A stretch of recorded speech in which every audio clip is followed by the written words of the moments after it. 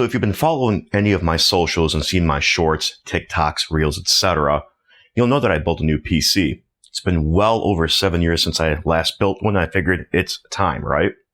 And obviously you can see it. It's right there. The old PC still works, and I'll be holding on to it to use as a spare just in case for other tasks, things like that. But this is going to become my new primary editing workstation, maybe some light gaming, etc., etc. So I started this new build at the end of July, beginning of August, and for the most part, the core system was completed at that time. However, I kept tweaking, adjusting, adding small mods here and there, and I really haven't stopped. So I figured, you know what, I just need to finish this stupid build already and be done with it. Otherwise, it'll never end, and by the time I actually finish with it, it'll be time to replace it or upgrade it. The initial video was going to be the entire build process, going over all the components, why I selected them, etc. But I didn't want a 2-hour-long video or, to have to break it up into multiple different videos because that it wouldn't flow right. So instead, I'm going to record this kind of overview instead and kind of just use the original footage as B-roll and insert it when and where appropriate. And, that's basically how this video is going to be. So hopefully this won't be longer than 15 minutes. I really like to keep it closer to 10, but we'll see. Anyway, though, what I'm going to do is start off with the list of components and explain why I chose them, and then we'll move on to the actual build process. So the goal of this build was to be able to do a dual boot system, one that could support both Windows and macOS. Yes, I wanted this to be Hackintosh compatible, and I know Intel-based Macs are basically end of life at this point. I think the only most recent one is the 2019 Mac Pro and possibly a 2018 iMac Pro, I believe, and there might be a couple of MacBooks in there as well. But it's not going to be much longer before macOS will no longer support Intel chips anymore, AMD video cards, so I figured this is probably going to be the last time that'll happen. That's why I am going with the list of components that I went with. So these are the components that I chose. An Intel Core i7-12700K, MSI Z690-A Pro Wi-Fi DDR4 model. There's a DDR5 version, but I'll get into why I didn't go with that one just yet. Also went with 16 gigs of DDR4, 3200 G-Skill Rip Jaws V. And the reason I went with those three components is because A, they are Hackintosh compatible with a little bit of an asterisk, and B, Micro Center had a great bundle deal on them, and I was able to save, I think, like $170 some by buying that bundle. So I figured, you know what, we'll just go with it. I initially wanted to do an all-white build, and as you'll see in a bit, the motherboard and the RAM are black. A, white components seem to cost a lot more, and B, again, bundle price. So I figured, all right, that's fine. I'll just do like a half-half black-white build, a little bit of contrast there. Anyways, moving on, I also went with an MSI RX 6650 XT Mech 2X 8 gig OC. The 6650 is based on the Navi 23 architecture, which is compatible with macOS. However, there was no official support for the 6650 or the 6950, I believe, as well. But you can spoof the device ID and it won't know the difference. In terms of storage, I went with a 2TB Western Digital Black SN850X. That's currently housing macOS. I also have a 2TB Intel 6700P. I'm using that as a scratch disk for video editing, photo editing, etc. I have a 512 gig inland NVMe for Windows itself. And I also dropped in a 512 gig SATA SSD, also inland, that I'm using as a way to share data between macOS and Windows. Yeah, I can copy data back and forth on a file server, but this will be much quicker. In terms of CPU cooling, I went with the Deepcool AK400 white. And obviously the case, as you can see, is an NZXT H5 Flow, again, white. I also went with 2 packs of the Deepcool FC120 3-pack ARGB fans. These are the ones you can see right here in the front. I also used 2 of them for the CPU cooler and 1 for an exhaust fan. And also this Corsair RM750E power supply. Yes, it's black, but it's going to be hiding behind the shroud, so it doesn't really matter all that much. Now, as I said, I initially wanted to go with an all-white build, but it turns out all-white electronic components are pricey, at least compared to their black counterparts. I don't know why white solder mask costs more, but apparently it does. But that's why the motherboard, RAM, and video card are black. Although the video card also has a little bit of silver trim to it, so okay, fine. But anyway, the other thing that I want to talk about in terms of the H5 Flow is that there is a fan at the bottom. You can't really see it in this shot here. I'll get a closer shot in a bit. But as you can see, it is not ARGB. That's the one that came stock with it. It's designed to kind of add extra cooling to the video card. I decided I wanted to leave it as is at the beginning because I didn't need any extra RGB coming from that direction. But I do have that extra deep cool fan. I can always swap it out at a later time. But that's why it's dark there and the rest of the fans are ARGB. So, and yes, I went with it's supposed to be like a purplish, tealish color scheme, but it comes out as pink and blue. So the cooler itself only came originally with one fan, non-RGB. That's why I went ahead and added the second one and made them both RGB. I bought it for really just because I liked the way it looked. It was no other reason than that. The only other similar one they had, I think it was the AK620, which is basically the same cooler with two fans. It still was not RGB. And since I figured I'm going to replace the fans anyway, why would I spend more money on fans that I'm just going to toss to the side? But I like the way the cooler looks. It's a decent cooler. Works well enough for the 12700K. I don't know if it would work great for a 12900. And I don't know if I would even recommend it for a 13700 or 13900K. But for a 12700K, or if you're doing a 12500K, or maybe even a 13500K, or non-K, we should say, did not intend to rhyme there, it should probably work fine as well. And now I guess we'll just start out with the build process, and again, I'll put up some B-roll that I put together.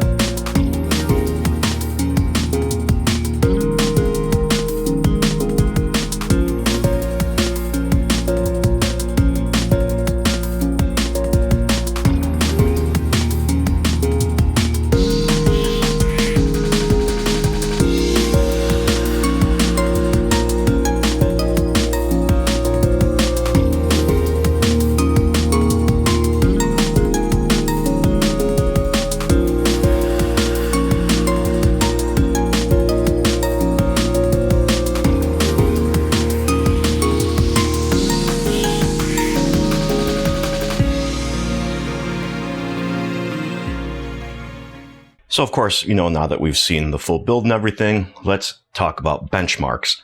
I already pre-ran a lot of them, and I'll show the results on screen as I start discussing, and I will show the results on both the Windows side of things and the Mac side of things. There will be a disparity there, and I'll explain why. And of course, we're going to start with everyone's favorite benchmark, Cinebench R23, doing the multi-core first. We'll let one cycle run through, and then we'll skip to the end. That way we don't have to wait for an entire 10+ minute period for the full suite to run. You also see on the right hand side there the temperature of the CPU as well as the frequencies and everything. Everything seems to be within norms, so I'm not too concerned right now. And it looks like we're about to finish one cycle.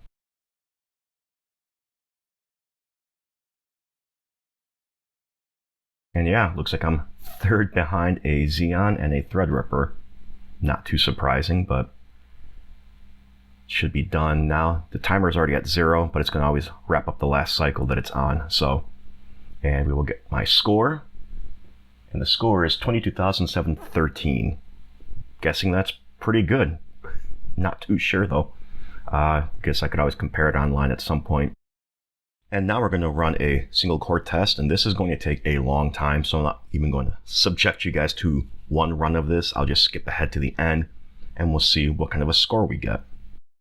And as we can see, it's going to be wrapping up hopefully soon, but just to give you an idea of how slowly it is actually running. And should be wrapping up and we'll get the final score. It is 1,823, and I'm at the top of the list. But that's also compared to 11th gen and previous gen, so not too surprising again, but close enough for me, good enough score for me. Let's go ahead and move on to something different. And now we're going to take a look at a 3D Mark score. I'm not going to go through the whole thing here, but I ran Firestrike, which is a DirectX 11 benchmark, and I'm getting 25,389. Apparently I'm within the average, so make of that what you will. And next is Night Raid, DirectX 12, and I'm getting 72,049. Apparently it's a legendary score. I'm more than satisfied with these results. Alright, let's move on to some Geekbench, and then we'll switch over to some Mac benchmarks. And we have 2572 for a single core, and 11,670 for a multi-score. And for OpenCL, we've got 84956, and Vulkan 91107. Again, make of that what you will. And now onto the Mac Cinebench. As you can see, 13,900 on multi and only 881 on single. Moving on to Geekbench, we got 1471 single, 7661 multi, OpenCL 71,209, and Metal 113,346. Now the reason for such a disparity between the two, and I've got them overlaid right here, has to do with the fact that macOS has no idea what a Core i7 12th gen is, or even 11th gen, and that's because Apple dropped support for them after the 10th gen. They still support them in macOS in terms of, the 10th gen and the equivalent Xeon line, but anything newer than that just isn't recognized by it. In fact, I had to spoof a 10th gen Intel just to get it to work in macOS. Unfortunately, that's the only workaround that's there for it. But because it's x86, it'll still work. That's why you have a lot of these Ryzen Hackintoshes out there as well. It's all x86. You just need to do some funny things in order to get it to work correctly. You might be sitting there thinking, well, it's x86. Why is it such a huge disparity? It's because of the fact that starting with 11th gen, Intel switched to an E-core and P-core type CPU package where you have a few cores that are high performing cores and you have a few cores that are efficiency cores. Depending on what kind of task you're running, those are the types of cores that at least in Windows, that the scheduler is going to utilize. So if you're just, browsing Facebook, you don't need anything besides E-cores. But if you're doing, for example, video editing, you're going to need P-cores and E-cores at the same time. And the other reason there is a disparity in the rest of the benchmarks, which we'll get to here, has to do with the fact that macOS doesn't know what an RX 6650 is. However, because it's based on Navi 23, you spoof the device ID of a 6600 or something similar, and it'll run just fine. And in fact, it should run better than a 6600 would, just because of the fact that it's going to have a little bit more power to it. But again, because it doesn't know truly what it is, the score is going to be a little bit different. Yeah, unfortunately, because of all of that, the Mac score is much lower than the Windows side of things. So anyways, as you can see, if we try to compare my Hackintosh score on the left with a bunch of other scores on the right, averages, of course, I am somewhere between a 2021 and 2023 16-inch MacBook Pro, between an M1 and an M2 Max. So it's not all that bad. Again, considering the graphics card was like $250 and you can get them sometimes on sale for as low as $200. Pretty happy with the performance there. And if I were to ever go with like a 6950 XT, sure I could get a little bit higher. So not all bad. And so yeah, those were the benchmarks. They pretty much spoke for themselves. I'm not a huge tech reviewer or anything like that, so you're not going to see any fancy charts or graphs or anything like that, going over frame time, etc. But I wanted to include them just so you could see the information, and hopefully you might know more about benchmarks than I do, and how they compare with the system specs and all of that. And yeah, the biggest surprise, and also not, was macOS, as you see here, because of the fact that it doesn't officially support anything beyond Intel 10th gen CPUs. So, you're going to get a lot of discrepancy there. The graphics card was a little bit more surprising. It was a lot more in line than I thought it was going to be. So, but that's basically the system, in a nutshell. Like I said, I'd give a little bit of a better look without the glass panel on. So, you've got, again, the cooler, the fan, exhaust fan there, the right-angled ATX power adapter, the sleeved extension cables for the video card, as well as the dual 8-pin CPU, and even the ATX power itself. I'm going to buy, and looks like you can get them. Let's see if I can get a better vantage point here. So I'm going to buy some sleeving for this to try and combine them and hide it a little bit better, as well as the CPU, fan, and RGB headers and everything, because I just don't like the way it looks like. It's as neat as I can get it as is, but I kind of feel like if I put it behind a sleeve, it'll tighten it up a little bit better. And again, a better look at the graphics card. Nothing really special or anything like that, but this does have room for a full-length graphics card. So if I ever do decide to go to like a 6950 XT, then, I'll have the space for it. So, and again, there's that GPU fan that I was telling you guys about earlier. Just blow some extra cold air on the GPU, helps it out a little bit. So much easier to replace a case fan if it wears out than it is a GPU fan. So if it can spare the fans on this video card for a little longer, I'm all for it. And a better look from the inside of the front intake fans. And I do, again, like the fact that it's got spots right here for additional fans, or even a rad if I ever wanted to go with an AIO, or even a custom solution, which I probably will never do. Maybe an AIO if I got the right CPU for it. So, but that's it. There's not much else to talk about. I can't wait to get a ton of use out of it. Not just, for video editing and stuff like that, but also a little bit of light gaming. Like I said, I'm not a big PC gamer, but I do play some games from time to time. Nothing extravagant. I won't be playing any Starfield on here or anything like that. A lot of the games I actually play on PC are typically ports from consoles. So like I will play, Sonic, for example. I know I already have Sonic on several different consoles, but I've always found it novel to be able to play a console game on PC. As shown here with this Windows 95 copy of Final Fantasy VII and a Windows 95 copy of Sonic & Knuckles. That's it. If you guys have any questions or suggestions or anything like that, leave them down in the comments below. Are the benchmark numbers in line of what you were expecting, at least on the Windows side? I know the Mac side is going to be, hit or miss, but are they what you were expecting? Do you think I can get a little bit more performance out of it? Let me know if you have any suggestions for any other kind of mods or things I can get for this. Like I said, leave them down below. Otherwise, thanks everyone. Thanks all, and I'll catch you later.